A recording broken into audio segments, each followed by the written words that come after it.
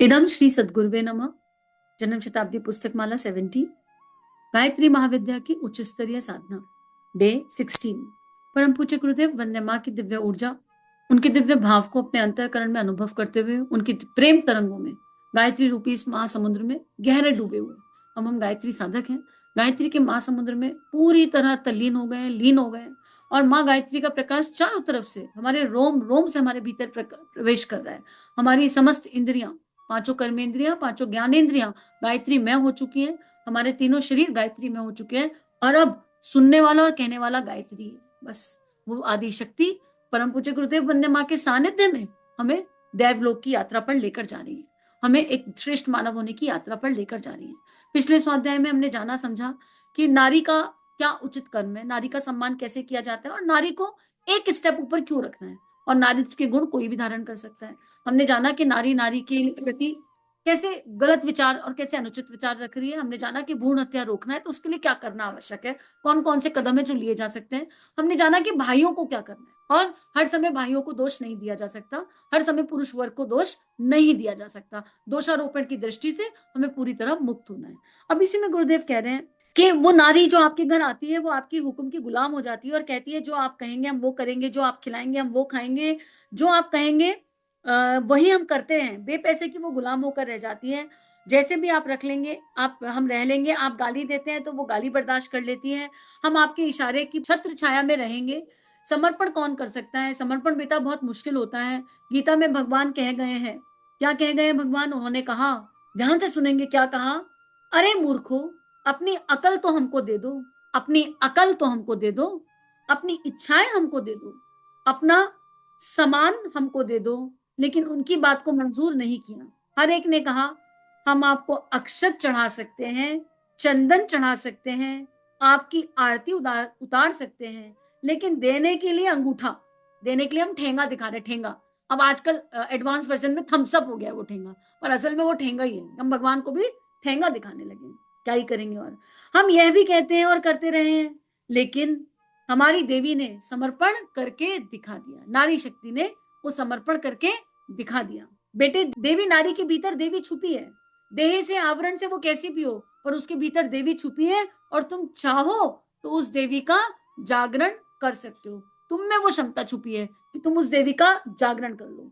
समर्पण जिसका उद्देश्य है, समर्पण जिसका स्वभाव है, और समर्पण जिसकी प्रकृति है। अब आप कहेंगे कि ऐसा क्या ही है नारी में? आपने कभी डोमेस्टिक वायलेंस में देखा कि नारी ने पति पर हाथ उठाया? आपने कभी देखा कि फीमेल ने मेल पर हाथ उठाया? कभी ऐसी डोमेस्टिक वायलेंस सुनी? बहुत रेयर होती है ऐसी डोमेस्टिक वायलेंस, बहुत रेयर। जहां कोई पुरुष ही कई जन्मों का पुरुष नारी बनकर जन्म ले ले, ऐसा होगा। डोमेस्टिक वायलेंस का सीधा अर्थ होता है कि या तो पिता ने मारा, या भाई ने मारा, और या पति ने मारा। ये पिट क्यों जाती है? क्यों पिट जाती है? क्यों?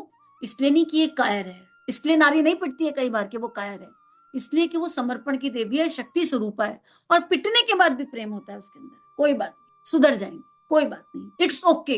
क्षमा करने की इतनी जबरदस्त शक्ति, क्षमाशील। आप विचार करके देखो, एक इमेजिनेशन करके देखो कि कोई पत्नी अपने पति को खूब मारे और पति क्षमा कर देता, वो क्या करेगा? दूसरी औरत, एक्स्ट्रा मैरिटल अफेयर, मेरा तो जीवन मुश्किल हुआ पड़ा। ये एकदम सच्चाई है। और नारी पिटती भी रहेगी तब भी विवाह से बाहर नहीं जाएगी, कभी नहीं जाएगी। रोएगी फिर भी खाना बनाएगी, बच्चों को पालेगी, हो सकता है मुंह से कुछ कलेश कर ले, फिर पिटेगी, दोबारा पिटेगी, लेकिन फिर भी जो कमा कर लाएगी उसे फिर अर्पित कर देगी परिवार। ये डिफरेंस है, इस डिफरेंस को हमको जानना, मानना पड़ेगा। हम नहीं मान रहे तो ये ऐसा है कि सूर्य का प्रकाश है, हम नहीं मानेंगे सूर्य का प्रकाश है। लेकिन अगर एक नारी एक पति पर एक चपत भी उठा दे ना, एक थप्पड़ भी उठा दे, तो उस पति का मान सम्मान अहंकार सब आ जाता है। नारी के माता पिता भी नारी पर चढ़ जाएंगे, पूरा कुटुंब समाज नारी पर उस पर चढ़ जाएगा। तुम्हारी हिम्मत कैसी हो गई अपने पति पर हाथ उठाने के लिए? और वहीं जब पति हाथ उठाता है तो माता पिता कह देते हैं ये तो कॉमन है, ये तो चलता ही आया है, थोड़ी मार खा लो ना। आप देख लीजिए ऊर्जाओं का फर्क, सोच का फर्क। क्यों? और ये नारी इतनी कमजोर क्यों है? पाला ही वैसे गया, बचपन से ही पाला वैसे गया। अब इस सोच को बदल दें। अगर हम माता पिता हैं, अपनी नारी को कॉम्पिटिटिव एनर्जी मत बनाइए। अगर आपके घर में बिटिया है, अगर आपके घर में लड़की है, तो प्लीज उसे ऊंचा उठाइए, पर उसको ऊंचा उठाने के लिए पुरुषों को नीचे मत गिराइए। देखो, सत्य स्वयं प्रकाशित होता है। सत्य को ऊपर उठने के लिए किसी को नीचा नहीं गिराना। हिंदुत्व, धर्म, सत्य, ये जो एनर्जीज हैं, मुझे अगर हिंदुत्व की बात करनी है तो हिंदुत्व एक धर्म है, एक दिव्य धर्म। इस धर्म को ऊपर उठाने के लिए मुझे किसी धर्म की बुराई करने की आवश्यकता कभी नहीं पड़ेगी। हिंदुत्व धर्म अपने आप में एक मणि के समान प्रकाशित है, जहां गायत्री माता और यज्ञ पिता हैं। हिंदुत्व वो ऊर्जा है जो नदियों की पूजा करता है, जो पेड़ों की पूजा करता है, जो पंच तत्वों की पूजा करता है। ये हिंदुत्व है। हिंदुत्व कर्मकांड नहीं है जिसको हमने मांग लिया। तो भगवान समर्पण मांग रहे हैं। भगवान कह रहे हैं अपनी छोटी बुद्धि मुझे दे दो, और हम इस छोटी बुद्धि से पूरा ब्रह्मांड चलाना चाहते हैं। हम कैसे दे दें? कुंठित, छोटी और कुंठित बुद्धि जिसमें सद्बुद्धि नहीं है। भगवान कह रहे हैं इच्छाएं हमें दे दो। हम इच्छा देने की जगह इच्छाओं की लिस्ट देते हैं। ऐसे कैसे दे दें इच्छा? ये रही इच्छाओं की लिस्ट, पकड़ो। और नहीं किया तो भगवान बुरे, नहीं किया तो भगवान ही गड़बड़ हो गया, हमारे तो भगवान ही बेकार है, पूरा नहीं करते। भगवान कह रहे हैं अपना सामान मुझे दे दो, जो तुमने ये घर गृहस्थी में इतने एसेट इकट्ठे कर रखे हैं, कुएं के समान है ये घर, जितना मर्जी डाल दो, कुएं में कुछ भी डाल दो वो संभाल लेता है। ये मुझे दे दो, वो भी हम देने को तैयार नहीं है। हम क्या कह रहे हैं? हम आपको अक्षत देंगे। तो भाइयों बहनों, ये अक्षत कहां से आया था? आपने पैदा किया था, मैंने पैदा किया था, हमारे गर्भ से जन्मा था ये अक्षत। अरे धरती माता ने सीना चीर के दिया था। हर चीज तो पंच तत्वों से आई है। तो उस भगवान का ही भगवान को चढ़ाकर एहसान जमा रहे। भगवान आपको अक्षत चढ़ाया, आया कहां से वो अक्षत? अब कह दो हम कमा कर लाए थे। अरे तो योग्यता कहां से आई कमाने की?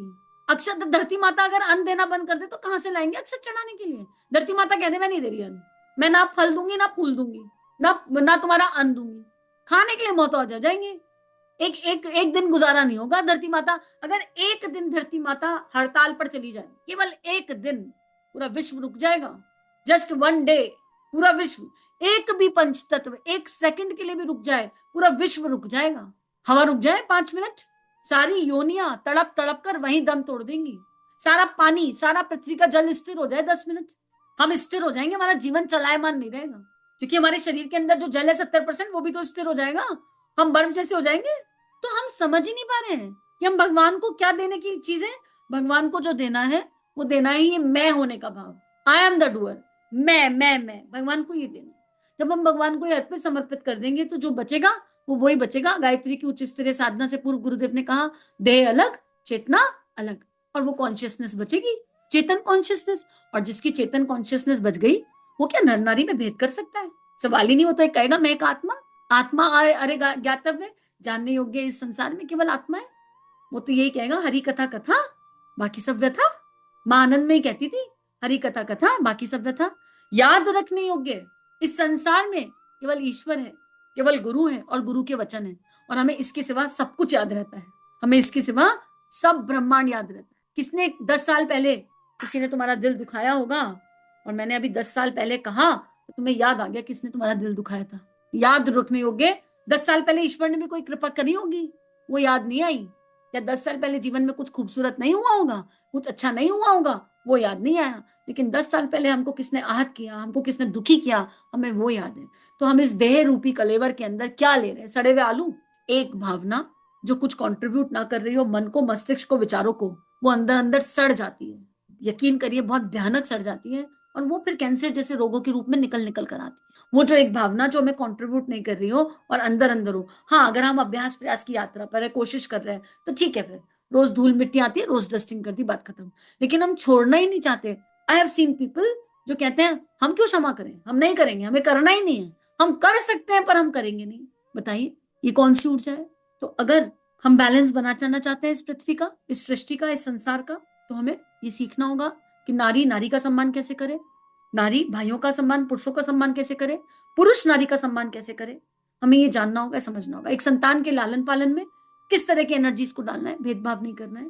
और इसके लिए जन्म शताब्दी पुस्तक माला 69 सुन लीजिए। उसके 33 ऑडियो आपके जीवन में महत्वपूर्ण परिवर्तन लेकर आएंगे, इसमें कोई संशय नहीं। अब गुरुदेव कह रहे हैं कि नारी का स्वभाव समर्पण है। कोई लड़का घर छोड़कर नहीं जाना चाहता, इसलिए नारी का स्वभाव समर्पण है। अब इसको और एक्सप्लेन और बताने की जरूरत नहीं है। अगर हम मान पा रहे हैं तो ठीक है, और अब नहीं मान पा रहे तो कभी तो मानेंगे। क्यों? क्योंकि पूछ तो उस गायत्री माता को ही रहे हो, पूछ तो उस दुर्गा को ही रहे हो, पूछ तो उस लक्ष्मी को ही रहे हो, पूछ तो उस काली को ही रहे हो। आप पुरुष हो और आप फिर भी अगर अपने अहंकार में ये मानने को तैयार नहीं है कि नारी थोड़ी ऊपर एक कदम है, उसके बाद भी, तो फिर आप अंधकार में है। लेकिन क्योंकि आप पूज उस नारी को रहे और वो करुणामयी है, तो अपनी करुणा आप पे जरूर बरसाएगी। वो दुर्गा, वो काली, वो लक्ष्मी, वो सरस्वती कभी ना कभी आपकी सद्बुद्धि जरूर जगाएंगी। नियमित गायत्री मंत्र करते रहिए, ये होकर रहेगा, इसमें कोई संशय नहीं है, इसमें कोई डाउट नहीं है। और नारी अगर गायत्री कर रही है और फिर भी साहसी नहीं है, फिर भी कायरों जैसा जीवन जी रही है, तो जाग जाइए, गायत्री के दिव्य गुणों को अपने भीतर जगाइए, और गायत्री का जो रिजल्ट होता है ना, गायत्री का जो परिणाम है, वो केवल एक ही है, प्रेम, विशुद्ध प्रेम, सच्चा प्रेम, भयमुक्त प्रेम, नित्य शुद्ध बुद्ध प्रेम, जो केवल देने का भाव करता है। लेकिन वो ऐसा नहीं देता कि वो डर से दे रहा हो, कि पता चला कुछ अन्याय होता हुआ देख रहे हैं घर में, और हम कह रहे हैं प्रेम के नाम पर हम चुप होकर बैठ गए, प्रेम के नाम पर हम मार खा रहे हैं, प्रेम के नाम पर हम गालियां सुन रहे हैं। ऐसा प्रेम प्रेम नहीं होता है। इसमें तो आपने सामने वाली आत्मा का कर्म बनवा दिया, इसमें आपने सामने वाली आत्मा का नुकसान कर दिया। अगर आपके घर में किसी ने आपको गाली दी और आपने कहा इट्स ओके, चलो फॉरगिव कर देते हैं, और आपका मन साफ है, लेकिन आप मुंह से नहीं बोले, अपने सामने वाली आत्मा को एक गहरे कर्म में डाल दिया, उसका कर्म बनवाया, लॉन्ग टर्म आपने उसका नुकसान किया, और उस कर्म के भागीदार आप भी बनेंगे। वो नारियां उस कर्म का डेफिनेट भागीदार बनेंगे, और आप सोचेंगे, आप ये कहेंगे हम तो माफी करते आ रहे हैं, हमारी भूल क्या है, हमारी गलती क्या है, हमारे साथ यही बार बार क्यों हो रहा है। अरे आपके साथ ये बार बार इसलिए हो रहा है कि आप नारी शक्ति थी, आपके अंदर काली थी, आपके अंदर दुर्गा थी, आपके अंदर सरस्वती थी, और आप मौन रह गई। भीतर अगर सच्चा प्रेम आ जाए तो वो अनुचित के लिए मौन नहीं रहता। कुछ लोग मुझे बोलते हैं कि दीदी आप जब बोलती हो तो बहुत एग्रेसिव हो जाती हो, आपकी आवाज बहुत लाउड हो जाती है। अरे प्यार से कितने लोग बोल के चले गए, समझ में आ रहा है क्या किसी को? आता है क्या समझ में प्यार से? कई बार ये रूप स्वरूप उचित हो जाता है, कई बार ये रूप स्वरूप उचित हो जाता है जिसमें संतान का भला छुपा हो, जिसमें समाज का भला छुपा हो। क्या हो जाएगा? तो आप मेरे बारे में दो बात सोच लेंगे, क्या फर्क पड़ जाता है मेरे को इससे? कोई अंतर नहीं पड़ता मुझे इससे।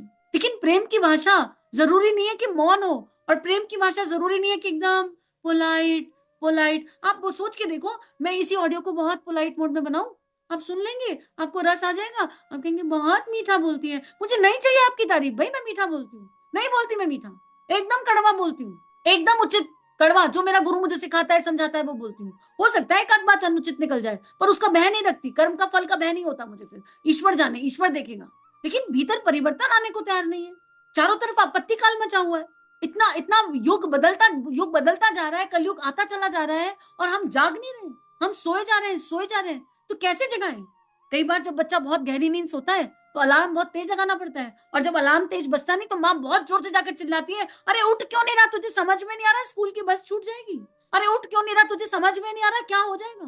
तो ये हालत हो गई हम लोगों की, जागो जागो जागो, उठ जाओ उठ जाओ उठ जाओ। तो बिगुल तो जोर से बचाना पड़ेगा, शंखनाद हल्का नहीं होता है, शंखनाद शंख के जैसे बजता है शंख। मैं मंदिर की घंटी नहीं बजा रही हूँ यहाँ बैठकर, कर्मकांड की ऊर्जा नहीं क्रिएट कर रही हूँ यहाँ बैठकर, उद्देश्य भी नहीं है मेरा मंदिर की घंटियां बजाना। आपके हृदय की धड़कनों को ऊपर उठाना, उनमें लहरें उठाना उद्देश्य है, कि आपका हृदय सुने तो आप एकदम कांप जाए और कहें हाँ हम सो रहे थे, हमारे जागने का समय आ गया, हमें जागना है, हमें जागना है। आपके अंदर से वो फीलिंग आनी चाहिए, वो भावना आनी चाहिए, हमें जागना है, हमें जागना है। अंतर नहीं पड़ता कि कितने लोग जाग रहे हैं, अंतर नहीं पड़ता कि कितने लोग सुन रहे हैं, क्योंकि मुझे विश्वास है कि सब सुनेंगे। ये कंटेंट युग ऋषि से निकला है, युग ऋषि की लेखनी से निकला है, गायत्री माता के प्राण से निकला है, ये विश्वव्यापी होकर ही रहेगा। मुझे विश्वास है अपने गुरु पर, समर्पण के भाव से विश्वास है कि ये विश्वव्यापी होगा, और जाने कितने जागेंगे, जाने कितने जागेंगे।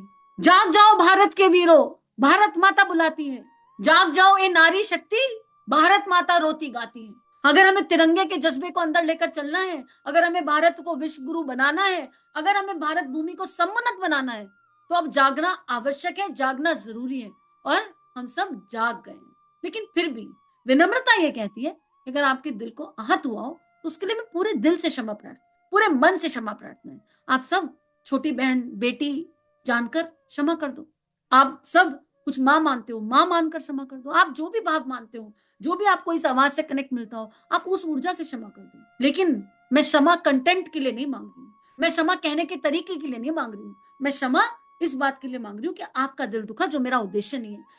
यहाँ केवल एक ही उद्देश्य है कि वो अलख जग जाए हृदय में, वो भाव जग जाए हृदय में, कि हम अपने आप से कहें कि नहीं अब जागना है, अब सोते हुए नहीं रह सकते, अब बहुत हुआ, अब बहुत हो गया। तो चलिए, गायत्री माँ के दिव्य प्राण को धारण कर लिया है हमने, और अब एक दिव्य जीवन की ओर प्रवेश, गायत्री की उच्च स्तरीय साधनाओं में हमारा व्यक्तित्व ऊंचा बन रहा है। बस यही एक भावना, यही एक प्रार्थना, और ये कंटेंट ये आप ही लोगों के माध्यम से विश्वव्यापी बन रहा है। ऐसे कि आप जिससे मिलेंगे उससे कहेंगे कि हमने ये सुना था और उसको सुनकर हमारे हृदय में हलचल हुई, आप भी सुनो।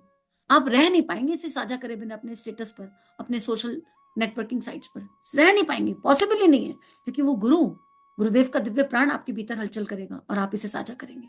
और यही बस एक प्रार्थना, यही बस एक याचना है, इसे कुछ भी मान लीजिए। सभी को प्रणाम। इदम श्री सद्गुरुवे नमः। चलिए समाज में कुछ अच्छा बांटे। अगर ये भावनाएं आपके अंतःकरण को स्पर्श कर रही हैं, आपको अच्छी लग रही हैं और आपके जीवन में परिवर्तन आ रहा है, तो इस परिवर्तन को विश्वव्यापी बनाते हैं। संतों की और ऋषियों की इस लेखनी को सब जगह फैलाते हैं। चैनल को लाइक कीजिए, सब्सक्राइब कीजिए और ज्यादा से ज्यादा साझा कीजिए। जय हिंद, जय भारत।